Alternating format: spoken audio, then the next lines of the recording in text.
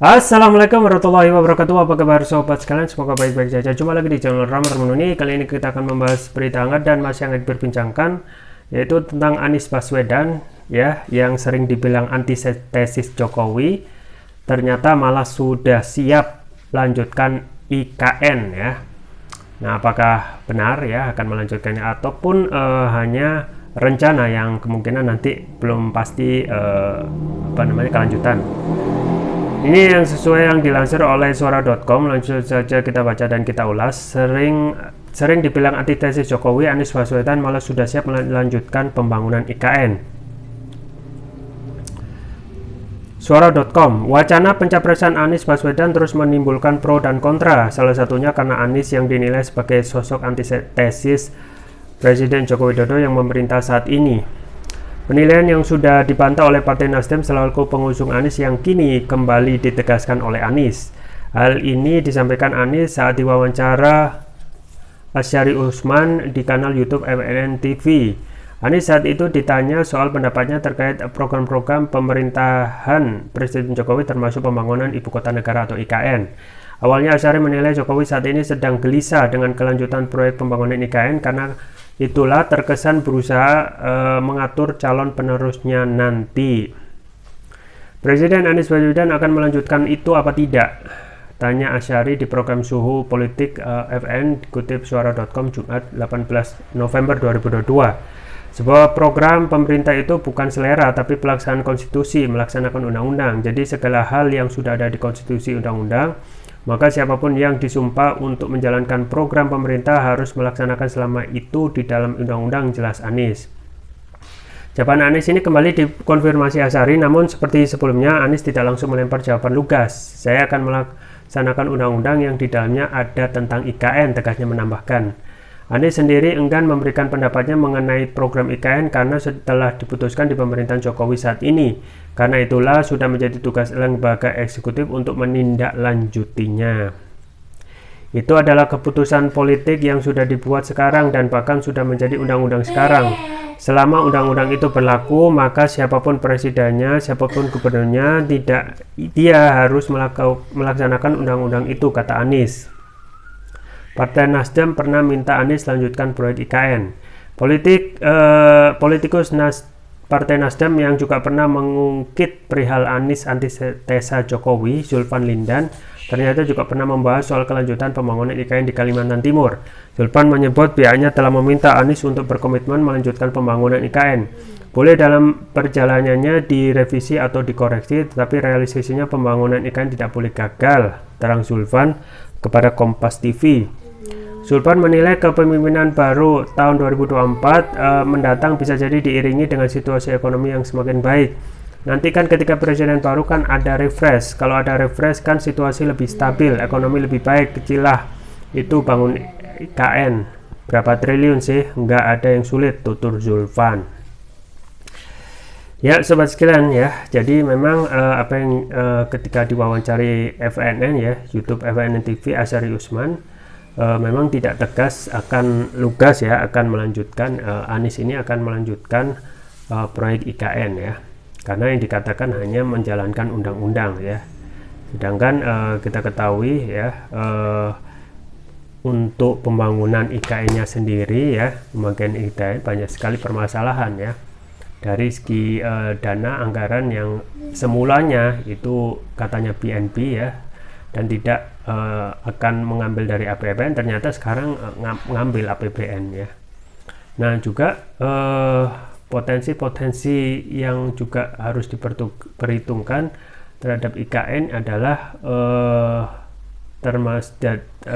tidak hanya dari APBN tetapi juga utang ya. Jadi utang pada Presiden Jokowi ini benar-benar luar biasa naik drastis ya. Kalau kita melihat utang sebelumnya, yaitu dari pemerintahan Presiden SBY, utang itu maksimal 1.800 triliun pada akhir pemerintahan Jokowi. Dan ketika kita beranjak ke pemerintahan Presiden Jokowi ya, yang pada awal-awal masa kampanye mengatakan tidak akan mengambil utang, ataupun kalau mengambil utang tidak banyak-banyak ya, itu justru malah berlipat-lipat ganda ya. Jadi sekarang yang semulanya terakhir itu pada SBY pemerintahan SBY itu 1.800, sekarang sudah 7.000 triliun plus. Nah itu yang tertulis, yang tidak tertulis lebih banyak lagi ya. Belum lagi ya utang BUMN ya yang nilainya juga sama ya. Jadi bisa hampir 2 kali lipat. Jadi total utang kita itu 1.400 triliun ya. Nah 1.400 triliun ini uang siapa? Kalau yang bayar bukan siapa yang bayar kalau bukan rakyat ya. Dan itu dari mana? Dari pajak ya. Makanya pada saat ini kan yang digenjot adalah sektor pajak ya. Semuanya dipajaki ya. Yang kemarin juga sempat tentang akan mempajaki sembako, tetapi kelanjutan tidak tahu. Nah, kemungkinan ya apa yang disampaikan tentang antitesis Jokowi ya, yang disampaikan oleh Zulfan Lindan itu bisa benar sebagian atau bisa benar 100% ya. Karena memang apa yang disampaikan sekarang ya belum tentu nanti benar-benar direalisasikan ya. Bahwa sekarang aja deklarasi untuk koalisi belum ya. Kemudian untuk pembicaraan itu masih berlangsung di antara partai koalisi perubahan. Pun juga Anies sesuai pemerintahan juga melihat menunggu waktu ya untuk melihat konstelasi koalisi perubahan ini ya untuk deklarasi koalisi, termasuk juga capres yang kemungkinan nanti diumumkan di akhir-akhir ya masa pendaftaran capres ya. Jadi masih banyak kemungkinan terjadi ya, termasuk juga masalah IKN ya. IKN ini memang kalau kita melihat ya kebutuhan untuk pindah ya hal yang biasa saja gitu ya. Permasalahannya IKN itu ya sekarang dilakukan saat kondisi ekonomi dunia termasuk juga Indonesia dalam kondisi yang tidak baik-baik saja ya. Utang numpuk gitu ya. Kemudian belum selesai COVID, belum ada kebijakan kenaikan BBM yang saat ini sudah terasa ya. Sudah terasa kesulitan yang dialami oleh masyarakat ya. Banyak juga bisnis itu yang sebelumnya kolaps ya. Sekarang tambah yang semula baik-baik saja sekarang kolaps. Yang kolaps sekarang sudah mati. Dan pun juga kita mendengar ya pemberitaan di media banyak sekali ya PHK massal ya yang dilakukan oleh perusahaan besar maupun kecil ya.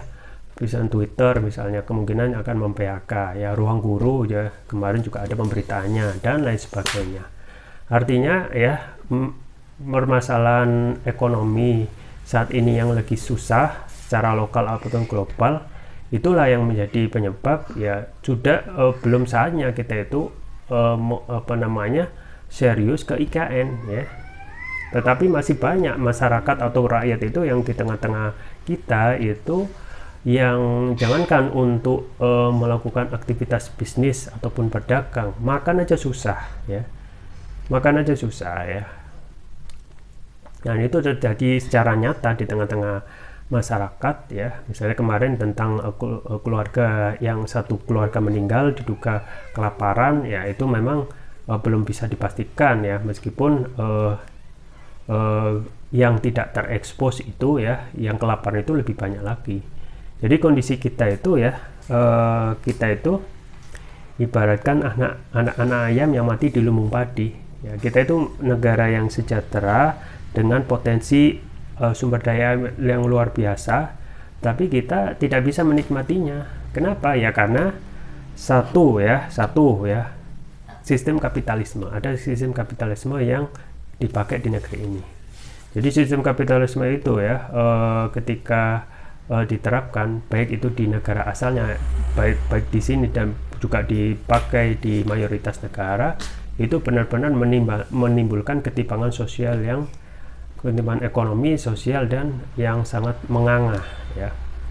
Jadi sifat dasar kapitalisme itu kan greedy ya, greedy yang itu kita ingat ya, dulu itu ada aksi demo ya di Wall Street ya, we are 99% ya. Jadi kita itu 99%, rakyat itu 99% menikmati berebut 1% sumber daya, sedangkan segelintir orang yang 1% itu menikmati 99% sumber daya kue ya. Jadi sangat timpang sekali gitu ya. Ini yang juga menderita di Indonesia ya. Kita itu ya adalah negara yang kalau kita benar-benar mengurus sumber daya alam itu ya bisa menjadi negara paling kaya pertama, dua negara paling sejahtera ya. Kita ingat misalnya negara UAE ya, Uni Emirat Arab itu dalam membiayai sangat serius ya membangun manusianya di sana. Jadi ketika hidup sampai mati itu dibiayai negara ya. Tentu saja mereka bekerja, tetapi kalau mereka tidak mampu akan dibiayai, jadi makan ya, minum, pendidikan, kesehatan hingga mati. Bahkan nikah itu kalaupun nggak mampu dibiayai di Uni Emirat Arab sana gitu ya. Jadi ini kan hal yang seharusnya kondisi di Indonesia, karena mereka sudah berlebih ya. Kemarin juga presidennya sempat kebanyakan uang, akhirnya membangun masjid di Solo ya, namanya Masjid Al Nahyan ya kalau nggak salah namanya. Nah, kondisi Indonesia itu sekarang bisa dikatakan kemari Palu Jinawi ya, atau Tentem Kartorajo itu kalau dikelola ya oleh negara dan dibagikan merata kepada rakyat ya. Jadi pelaksanaan pasal 33 tentang bumi, air dan kekayaan alam itu dikelola negara dan dibagikan secara merata kepada rakyat itu hanya slogan semata. Yang terjadi adalah mayoritas sumber daya alam yang ada di sekitar kita itu dikelola oleh asing ya. Minyak bumi ya, gas ya, kemudian nikel ya. Nikel itu dikuasai mayoritas Cina kalau nggak salah. Makanya kemarin ketika Elon Musk itu datang disuruh beli, sebenarnya itu bukan beli dari pemerintah tetapi membeli dari nikel yang dikelola oleh perusahaan asing dari Chinese ya. Nah, ini permasalahan kita ya. Kita itu kalau seluruh sumber daya alam itu kalau nggak nomor 1, nomor 2 seluruh dunia ya. Misalnya untuk emas, kita itu kurang apa potensi emas di Pegunungan Glassberg hingga periode Orde Baru hingga sekarang tidak habis-habis ya dikelola oleh Freeport. Tetapi kenapa masyarakat di Papua itu miskin ya, karena mayoritas hasil dari emas itu ya dibawa keluar ya. Kita hanya mendapatkan sekian persen gitu ya. Makanya rakyat Papua nggak kaya-kaya, padahal mereka kalaupun emas itu dikelola negara, misalnya dikelola oleh anak-anak bangsa sendiri misalnya, itu bisa masyarakat Papua kemungkinan masyarakat yang paling kaya karena mereka mempunyai emas. Itu masih untuk potensi emas di Glassberg ya yang dikelola Freeport sekarang. Itu belum potensi yang belum tereksplor, yaitu potensi emas di Intan Jaya, yaitu Blok Wabu. Itu belum tereksplor dan dihitung oleh para ahli potensi emas di Glassberg ya, potensi emas di Blok Wabu di Kabupaten Intan Jaya itu lebih besar dari pegunungan Glassberg yang sekarang dikelola oleh Freeport. Coba bayangkan, itu masih satu saja emas ya, yang belum yang terus menerus kalau dieksplor itu potensinya luar biasa besar. Belum gas alam, belum minyak bumi yang sekitar ada sekitar 120-an ya kalau nggak salah, cekungan hidrokarbon yang belum dibuka karena memang investasinya mahal. Tapi sebenarnya kita masih mampu ya kalau kita lebih fokus kepada pembukaan lahan baru untuk membuka kilang-kilang minyak yang baru. Kemudian untuk nikel ya, batu bara dan lain sebagainya. Jadi para ahli itu pernah menghitung ya, 6 komoditas saja, 6 komoditas yang ada di Indonesia itu hasilnya luar biasa. Apa itu? Yaitu emas, batu bara, gas alam, nikel, hasil laut, hasil hutan. Itu hasilnya ya 4.250 triliun. Ya. APBN kita 2.750 triliun. Artinya double.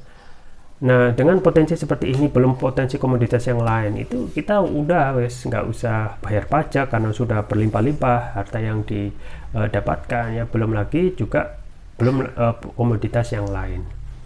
Makanya ya kembali lagi kepada IKN ya, kita setuju saja IKN itu. Kenapa? Karena hal yang sederhana cuma pindah gitu ya, pindah ke kota. Tapi memang waktunya belum tepat untuk yang sekarang ya, harus ditunda ya. Kenapa?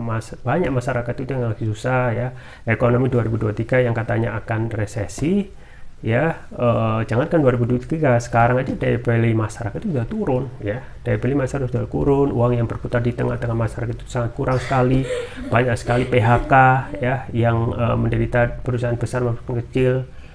Maka apa pilihan kita gitu, kecuali hal yang rasional ya, membangun negeri ini, membangun SDM dulu ya, memberi makan anak bangsa dulu ya, menciptakan peluang ekonomi yang bagus dulu ya, menciptakan kondisi ekonomi yang stabil dulu, baru itu kita bisa membangun IKN. Karena IKN itu hal sederhana, karena cuma pindah ya, karena kan hanya memindahkan wilayah kemacetan ya dari Jakarta ke Kalimantan ya kan.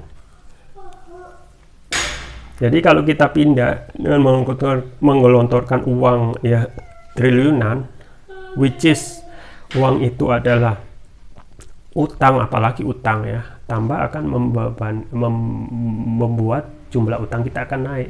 Utang kita yang 7.000 triliun ya, diprediksi oleh pengamat juga akhir pemerintahan Jokowi itu sampai 10.000 triliun ya. Jadi ini kemungkinan yang ancaman ke depan yang patut kita harus perhatikan bersama-sama ya. Makanya kemungkinan yang juga mengakibatkan HRS sekarang termasuk juga PA212 belum memberikan dukungan kepada Anies adalah salah satunya kemungkinan ya, tidak ada hitam di atas kertas nanti jaminan ketika Anies nanti itu memimpin ya. Ini yang harus menjadi perhatian bersama ya, Anies ya. Apakah nanti benar-benar akan menjalankan IKN? Tapi kita harus pahami bahwasanya mengingat Anies itu saat ini yang menjadi sangat kadang-kadang menjadi calon presiden terkuat yang akan jadi ya. Tetapi kita harus akui ada juga ya kemungkinan nanti kelebihan dan kekurangan Anies ya. Terkait juga kita harus memikirkan biaya politik yang mahal, yang kemungkinan ya yang harus kita dorong adalah bagaimana oligarki itu tidak menguasai pemerintahan di rezim yang baru nanti. Ya, gitu saja yang bisa saya sampaikan. Semoga bermanfaat. Jangan lupa like, share, dan subscribe. Sampai jumpa lagi. Wassalamualaikum warahmatullahi wabarakatuh.